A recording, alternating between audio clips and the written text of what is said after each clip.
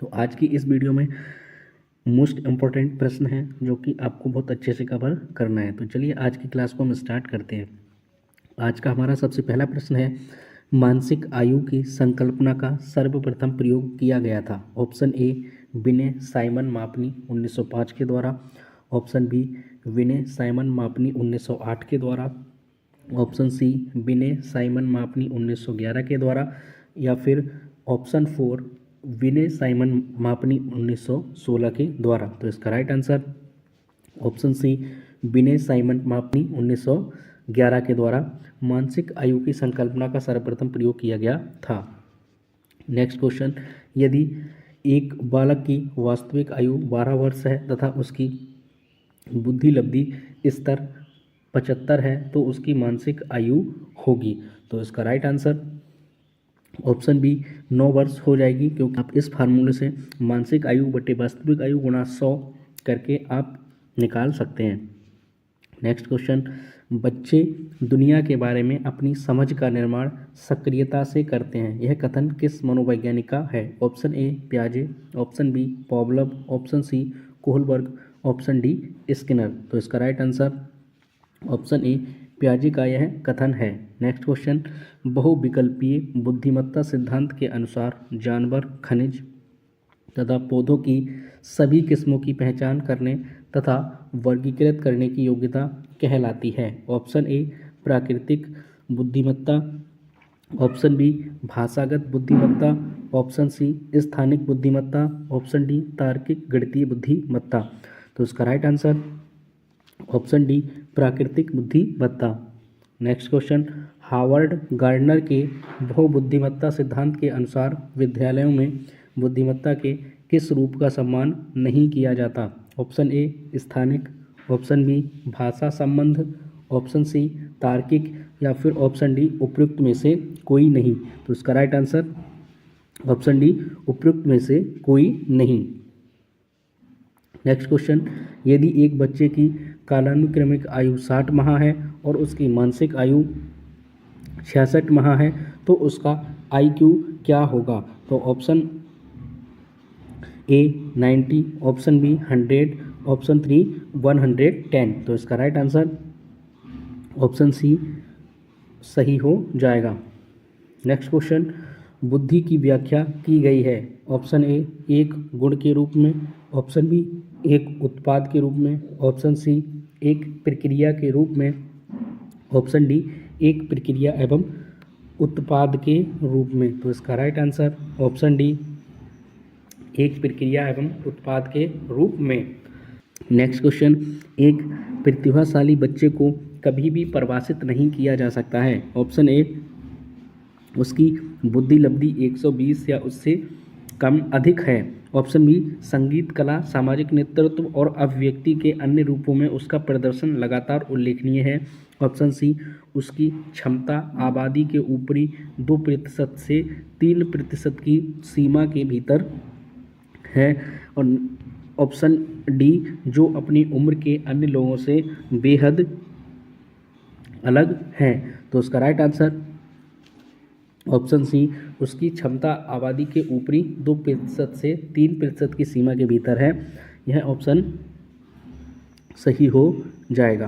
Question, निम्न में से कौन सी प्रतिभावान बालक की विशेषता है। ऑप्शन ए अपनी आयु के बालकों से काफ़ी पिछड़ जाते हैं, ऑप्शन बी निम्न बुद्धि लब्धि होती है, ऑप्शन सी तीव्र निर्णय लेने की क्षमता तथा आत्मविश्वासी होते हैं, ऑप्शन डी दूसरों से अंतःक्रिया करने में असमर्थ होते हैं। तो इसका राइट आंसर ऑप्शन सी यह बच्चे तीव्र निर्णय ले सकते हैं और आत्मविश्वासी होते हैं। नेक्स्ट क्वेश्चन, स्पीयरमैन के अनुसार सामान्य कारक अर्थात जी जन्मजात एवं अपरिवर्तनीय होता है, जन्मजात एवं परिवर्तनीय होता है, अर्जित एवं परिवर्तनीय होता है, या फिर ऑप्शन डी अर्जित एवं अपरिवर्तनीय होता है। तो इसका राइट आंसर ऑप्शन ए जन्मजात एवं अपरिवर्तनीय होता है। स्पीयरमैन बहुत इंपॉर्टेंट मनोवैज्ञानिक है, आपको अच्छे से पढ़ के जाना है। नेक्स्ट क्वेश्चन, बहुप्रकारीय बहुबुद्धि का सिद्धांत दिया था। ऑप्शन ए हार्वर्ड गार्डनर ने, ऑप्शन बी थर्स्टन ने, ऑप्शन सी गिलफोर्ड ने, ऑप्शन डी जेबी वॉटसन ने। मोस्ट इंपॉर्टेंट प्रश्न है, सभी टेट एग्जाम में पूछा जाता है। तो इसका राइट आंसर ऑप्शन ए हार्वर्ड गार्डनर ने।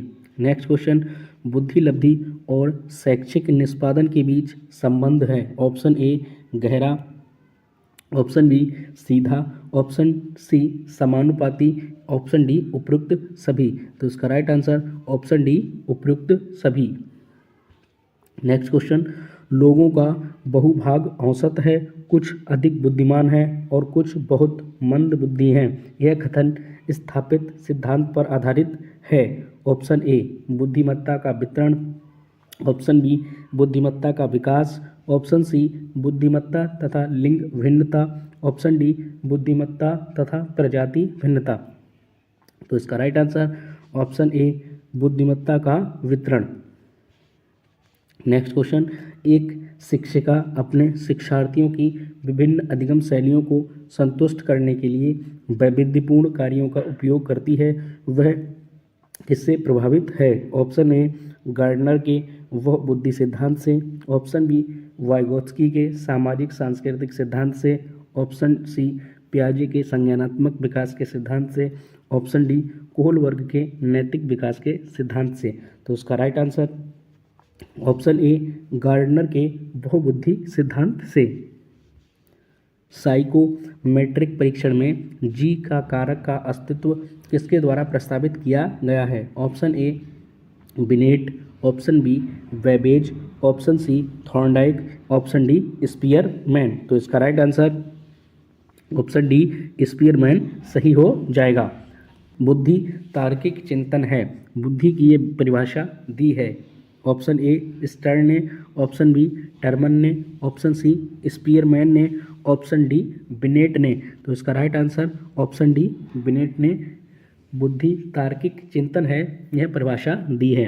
इम्पोर्टेंट क्वेश्चन है बुद्धि लब्धि। बुद्धि का चैप्टर बहुत इम्पोर्टेंट है किसी भी शिक्षक भर्ती या फिर टेट एग्जाम के लिए। तो क्वेश्चन है बुद्धि लब्धि ज्ञात करने का सूत्र है। ऑप्शन ए वास्तविक आयु बटे मानसिक आयु गुणा 100, ऑप्शन बी वास्तविक आयु बटे शैक्षिक आयु गुणा 100, ऑप्शन सी मानसिक आयु बटे वास्तविक आयु गुणा 100, ऑप्शन डी मानसिक आयु बटे शैक्षिक आयु गुणा 100। तो इसका राइट आंसर ऑप्शन सी मानसिक आयु बटे वास्तविक आयु गुणा 100। नेक्स्ट क्वेश्चन, विपिन एक दिवा स्वप्न दृष्टा पुस्तकें पढ़ने में रुचि रखने वाला, अपने विचारों को दूसरे के समक्ष अभिव्यक्त करने में असमर्थ, अमिलनसार और आदर्शवादी बालक है। तब उसके व्यक्तित्व का क्या प्रकार है। ऑप्शन ए बहिर्मुखी, ऑप्शन बी अंतर्मुखी, ऑप्शन सी उभयमुखी, ऑप्शन डी उद्यमशील। तो उसका राइट आंसर ऑप्शन बी यह बच्चा अंतर्मुखी है। नेक्स्ट क्वेश्चन, शिक्षा मनोविज्ञान शैक्षिक अभिवृद्धि का व्यवस्थित अध्ययन है। शिक्षा मनोविज्ञान की यह परिभाषा दी गई है। ऑप्शन ए स्किनर के द्वारा, ऑप्शन बी जुड के द्वारा, ऑप्शन सी स्टीफन के द्वारा, ऑप्शन डी CH जुड के द्वारा। तो इसका right answer option D CH जुड के द्वारा यह परिभाषा दी गई है। नेक्स्ट क्वेश्चन, यदि एक बालक की वास्तविक आयु 12 वर्ष है और वह 15 वर्ष की आयु वाले बालक के लिए बनाया गया बुद्धि परीक्षण हल कर सकता है तो उसकी बुद्धि लब्धि क्या होगी। तो इसका राइट आंसर ऑप्शन सी 125। आप इसमें मानसिक आयु बटे वास्तविक आयु गुणा 100 वाला फार्मूला लगा के इसको निकाल सकते हैं। नेक्स्ट क्वेश्चन, सृजनात्मकता में मूल रूप से निहित है। ऑप्शन ए अभिसारी चिंतन, ऑप्शन बी सहचर्यात्मक चिंतन, ऑप्शन सी अपसारी चिंतन, ऑप्शन डी प्रतिबिंबात्मक चिंतन। तो इसका राइट आंसर ऑप्शन ए अभिसारी चिंतन। सृजनात्मकता अनुसंधान में अग्रणी है। Option A Galton, option B Guilford, option C Bellak, option D Torrance. तो इसका right answer option B Guilford इसमें अग्रणी थे। नेक्स्ट क्वेश्चन, निम्नलिखित में से कौन सा विकल्प कौन सा विकास का सिद्धांत है? ऑप्शन ए, विकास हमेशा रेखीय होता है, यह निरंतर चलने वाली प्रक्रिया नहीं है। ऑप्शन सी, विकास की सभी प्रक्रियाएं अंतः संबंधित नहीं हैं। ऑप्शन डी, सभी की विकास की दर समान नहीं होती है।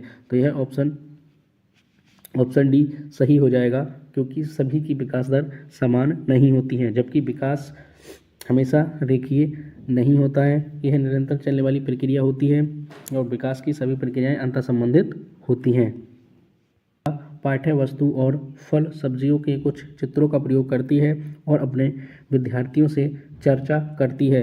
विद्यार्थी इस जानकारी का अपने पूर्व ज्ञान से जोड़ते हैं और पोषण की संकल्पना को सीखते हैं। यह उपागम पर आधारित है।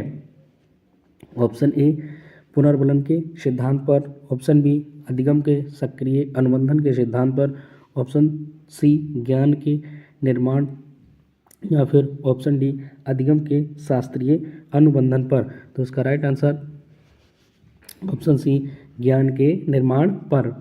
नेक्स्ट क्वेश्चन, जब बच्चे की दादी उसे उसकी माँ की गोद से लेती हैं तो बच्चा रोने लगता है। बच्चा किसके कारण रोता है? ऑप्शन ए, संवेगात्मक दुश्चिंता। ऑप्शन बी, अजनबी दुश्चिंता। ऑप्शन सी, वियोग दुश्चिंता, या फिर ऑप्शन डी, सामाजिक दुश्चिंता। तो इसका राइट आंसर ऑप्शन सी, वियोग दुश्चिंता के कारण बच्चा रोने लगता है। तो यह थी आज की हमारी क्लास कैसी लगी कमेंट जरूर कीजिएगा। आपके कितने प्रश्न सही हो पाए कमेंट में जरूर बताइएगा। आज की वीडियो में बस इतना ही। Thank you.